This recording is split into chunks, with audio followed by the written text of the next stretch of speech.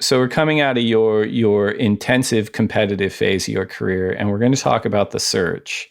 But before we get to this, I want to talk about the events that reportedly ended your relationship with Ocean Pacific and opened a larger door for Rip Curl and that part of your career. So as I understand it, and you're going to have to correct me on this, it's the end of the 91 season, and you famously win the Wyland Galleries Hawaiian Pro at Haleiwa on a stickerless Morris Cole.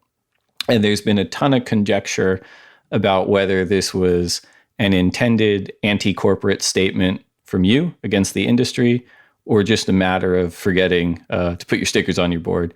Would you humor us on where you stand on the matter for in as far as 2020 goes? Yes, sure. In retrospect, I should never ever have gone in that contest.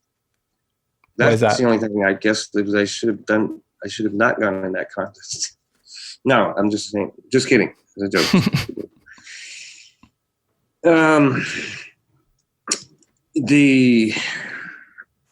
It was a mistake, and I didn't have my stickers around. Well,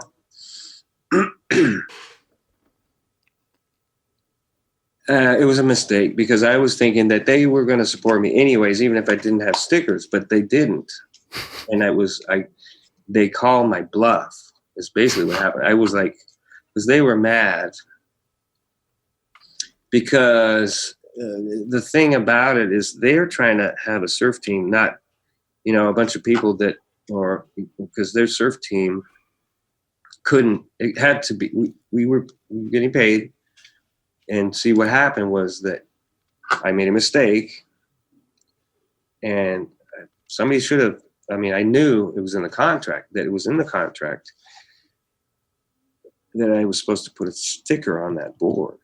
That was a contract. I signed that contract. And, I guess, that's what, it was a miscalculation. It was a mistake. And because I thought the stickers were too big, really, at the end of the day. I'm like, well, I don't have my stickers. So, but of course it was, the only other thing I could have done is just not go in the contest. Come back next year with stickers. Then I would have been avoiding the whole thing. But it was worked out. Rip Curl, they kind of came in and did, they decided to give me this 100% sponsorship, and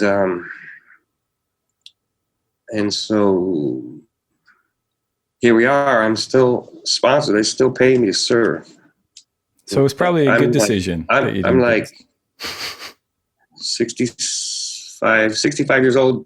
No, 67 years old next year. And it's amazing for them to support me for this long. So, 50. 56, Tom. You're 56 this year. And so I don't know, they've been, bought by new owners. I have not met them. And they're from New Zealand. And I'm really looking forward to meeting them. And I just, the guys at Rip Curl, I admire them too. I think they're great guys. They're a lot of fun. And at the end of the day, they really are just surfers. And even OP, the guy, Jim Jenks, just a classic guy, great guy. He is such a reference in every way. Jim Jenks and Junior, they're a nice family. They did this. They come up with this very simple idea, and they went really big with it, and probably bigger than they were ever dreamed to go with their company. And so, such a down to earth guy, very very lucky to be sponsored by that company, OP and Rip Curl.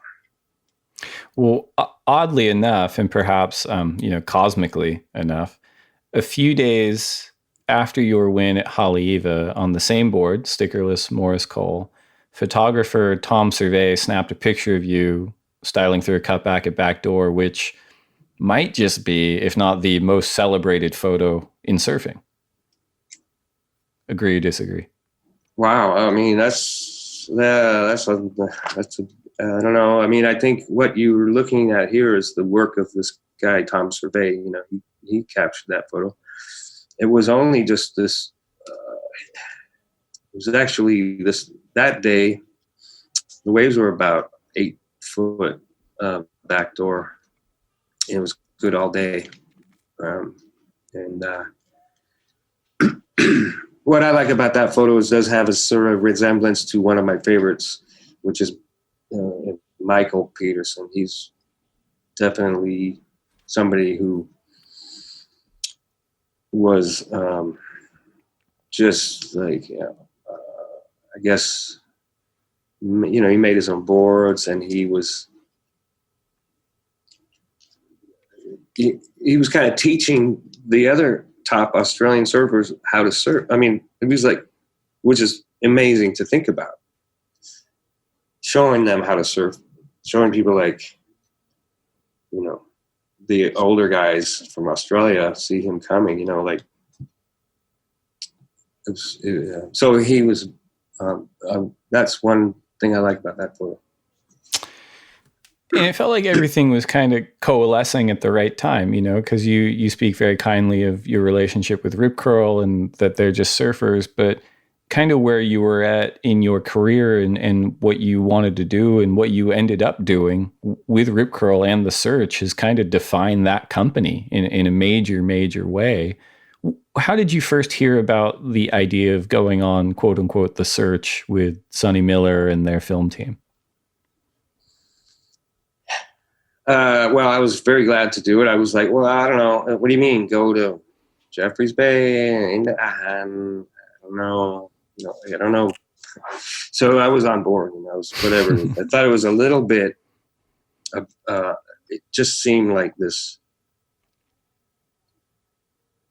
a little bit kind of this thing that was such a simplified concept that it seemed like it was over too simple, kind of more like a rehash of just the same old thing where surfers travel around and look for waves, which it is in a way, right? But to put it in a marketing and make it into a marketing vehicle in a way that worked, it did work.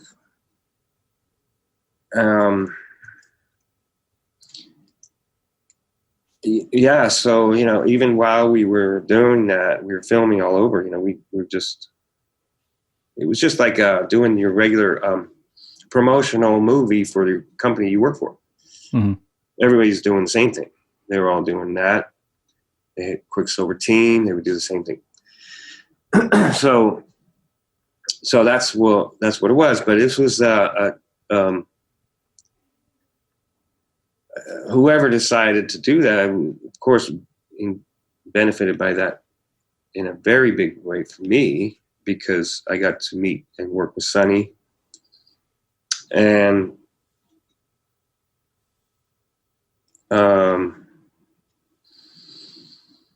of course, Derek Hines, he was like, he was kind of managing a lot of the travel, and